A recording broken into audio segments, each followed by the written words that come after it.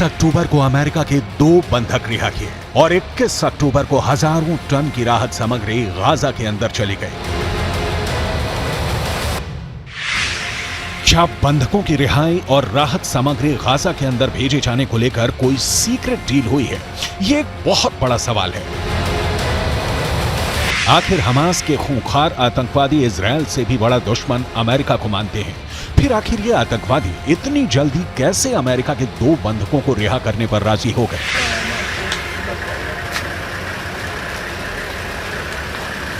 ये वो सवाल है जिसके जवाब से बड़ा कूटनीतिक गेम डीकोड होने वाला है।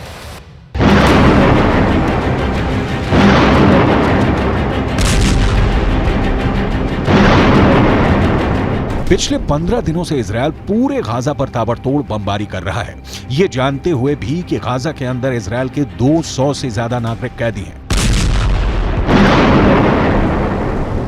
और उनकी जान को खतरा हो सकता है। कैदियों में बहुत सारे छोटे बच्चे भी हैं, ये जानकारी भी इजरायल को है। लेकिन इसके बाद भी इजरायल की ये नीति रही है कि वो कभी भी आतंकवादियों के सामने झुकता नहीं है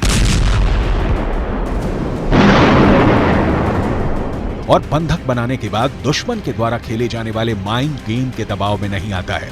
और बिल्कुल ठीक ऐसा ही इस बार भी हुआ। इजरायल के प्रधानमंत्री बेंजामिन नेतन्याहू ने 7 अक्टूबर को ही यानी हमास के अटैक के दिन ही यह ऐलान कर दिया था कि इजरायल अब युद्ध में है। उन्होंने कहा था कि वी आर इन वॉर। तब से आज तक कभी भी बेंजामिन नेतन्याहू ने बंधकों को लेकर अपनी कमजोरी नहीं दिखाई।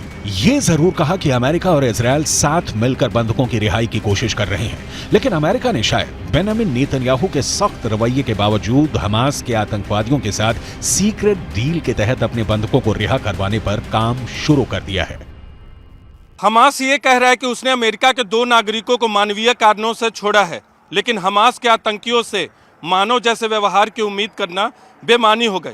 दरअसल गाजा में भूख के बिना हमास के लड़ाके इतने परेशान हो गए कि उन्हें मजबूरी में 2 बंधकों को छोड़ना पड़ा और आने वाले दिनों में भी इस तरह की उम्मीद हमास की तरफ से की जा सकती है, क्योंकि इजराइल और दूसरे देशों का रुख बहुत कड़ा है हमास के खिलाफ। दरअसल लेबनान के एक अखबार neharnet.com पर हमास की योजना की असल खबर छपी है। लेबनान का यह अखबार लिखता है कि हमास की तरफ से यह कहा गया कि उन्होंने 2 अमेरिकी बंधकों को इसलिए रिहा किया है क्योंकि बाइडेन की तरफ से यह आश्वासन दिलाया गया है कि राहत सामग्री के कुछ ट्रक गाजा के अंदर आएंगे और रफा क्रॉसिंग को खोल दिया जाएगा। मतलब साफ है कि आतंकवादी सुरंगों के अंदर भूख से बिलबिला रहे हैं और इसीलिए सीक्रेट डील के जरिए एक तरफ गाजा के अंदर राहत सामग्री को आने देना चाहते हैं और दूसरी तरफ अमेरिका के 2 बंधकों को रिहा भी कर दिया गया है। ऐसा लगता है कि इस सीक्रेट डील में एक अहम किरदार कतर के अमीर भी हैं। याद कीजिए, अमेरिका के विदेश मंत्री एंटनी ब्लिंकन ने कतर का दौरा किया था और कतर के अमीर से मुलाकात की थी। इस दौरान क्या बात हुई इसकी फुल डिटेल नहीं आई थी, लेकिन अब धीरे धीरे ये सारी परतें खुलने शुरू हो गई हैं। दरअसल अमेरिका के 2 बंधकों की रिहाई के बाद कतर के विदेश मंत्रालय के प्रवक्ता की तरफ से ये बयान आया है कि आज रात अमेरिका के बंधकों की रिहाई सभी पक्षों के साथ कई दिनों तक लगातार बातचीत के बाद हुई है। प्रवक्ता का कहना है कि इजरायल और हमास के साथ कतर की बातचीत इस उम्मीद में जारी रहेगी कि वो सभी देशों के बंधकों को रिहा कर देंगे। यानी बात बिल्कुल साफ है कि एक आतंकी संगठन हमास के बिचौलिए की तरह बातचीत कतर की सरकार कर रही थी। अब इस तरह हमास इसलिए कतर के कूटनीतिज्ञों की पीठ ठोकेगा कि राहत सामग्री से भरे हुए ट्रक गाजा के अंदर पहुंच गए हैं और जाहिर सी बात है कि गाजा के अंदर जब ये ट्रक जाएंगे तो इन पर कब्जा आतंकियों का ही होगा, क्योंकि गाजा पर जमीनी कब्जा आज भी हमास के आतंकियों का ही है और ये कोई नई बात भी नहीं है।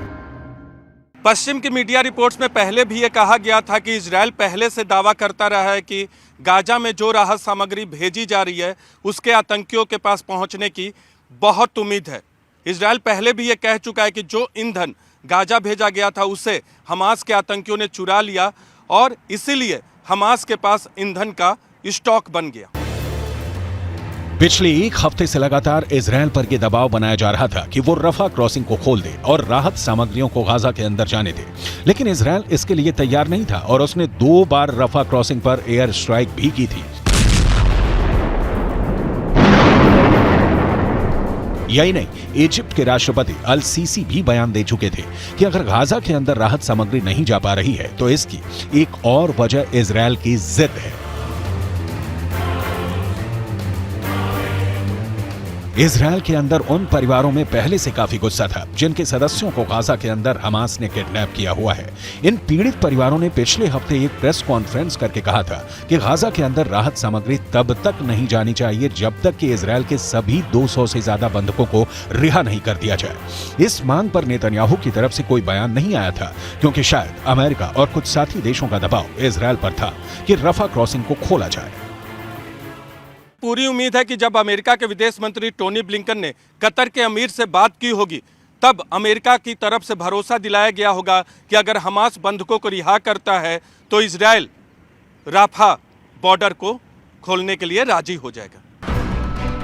यानी अगर देखा जाए तो इस पूरी डील में राजनीतिक नुकसान बेंजामिन नेतन्याहू को हुआ है। इजरायल को रफा क्रॉसिंग खोलने से रणनीतिक नुकसान भी हुआ है। इसकी चर्चा हम आगे करेंगे, लेकिन पहले नेतन्याहू के अंदरूनी राजनीति पर बात करनी जरूरी है। इजरायल के अंदर एक सर्वे हुआ है और इस सर्वे का दावा है कि इजरायल के 21% लोग गाजा में हमला करने के विरोध में हैं, लेकिन 65% लोग हमास पर हमले का समर्थन कर रहे हैं। गाजा में 51% लोग नहीं चाहते कि हिजबुल्लाह के साथ जंग हो और 49% लोग चाहते हैं कि हिजबुल्लाह के साथ भी जंग हो जाए। लेकिन सबसे बड़ी मुश्किल नेतन्याहू के लिए ये हुई है कि इस सर्वे के मुताबिक अगर आज इजरायल में चुनाव हो जाए तो नेतन्याहू की पार्टी को करीब 20 सीटों का नुकसान होगा। अब जाहिर सी बात है कि बंधकों को रिहा किए बिना ही इतनी भारी मात्रा में गाजा के अंदर राहत सामग्री भेजे जाने से नेतन्याहू की लोकप्रियता इजरायल के अंदर और गिरने वाली है। लेकिन नेतन्याहू इसलिए मजबूर हैं कि वो कई फ्रंट पर जंग लड़ रहे हैं और अमेरिका का साथ और अमेरिका के हथियार उन्हें किसी भी कीमत पर चाहिए।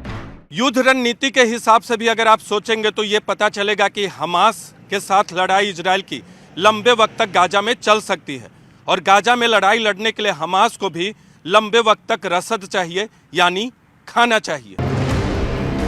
शायद इसीलिए जो राहत सामग्री रफा से गाजा के अंदर गई है उस पर कब्जा करने की पूरी कोशिश आतंकियों के द्वारा की जाने वाली है। जब आप इन सारे पॉइंट्स को जोड़ेंगे तो आपको बहुत आसानी से ये बात समझ में आ जाएगी कि तमाम देश अपने बंधकों को छुड़ाने के लिए नेतन्याहू के साथ डिप्लोमेसी कर रहे हैं। अगर आज अमेरिका डेमोक्रेट्स की जगह रिपब्लिकन की सरकार होती और ट्रंप या कोई रिपब्लिकन राष्ट्रपति होता तो शायद वो हमास और ईरान के खिलाफ ज्यादा सख्त होता, लेकिन नेतन्याहू की किस्मत उनका साथ नहीं दे रही है। डेमोक्रेट्स को अमेरिका में रिपब्लिकन के मुकाबले उदारपंथी माना जाता है। देखिए कैसे बाइडेन ने पहले बेहद चालाकी से हमास से डील के तहत अमेरिका के 2 नागरिकों को रिहा करवाया और फिर अमेरिका के अंदर राजनीतिक लाभ लेने के लिए दोनों बंधकों से मुलाकात भी की है और स्वागत भी किया है।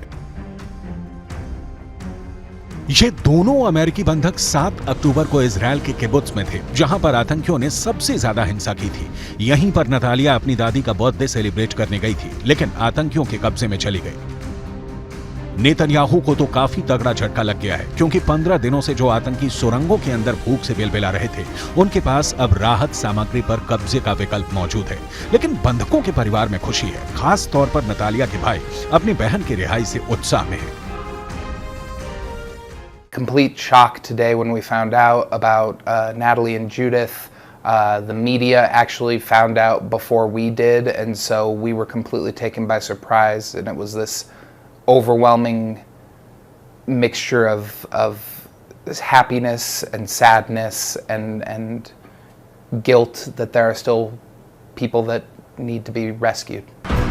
ब्रिटेन और फ्रांस के नागरिक भी हमास की कैद में हैं। जाहिर सी बात है कि जिस तरह गाजा में मारे जा रहे आम लोगों का एक दर्द है, ठीक उसी तरह से गाजा के अंदर हमास में मौजूद छोटे बच्चों के माता पिता का भी दर्द बहुत बड़ा है और रिहाई के इस मौके पर यह दर्द छलक आया।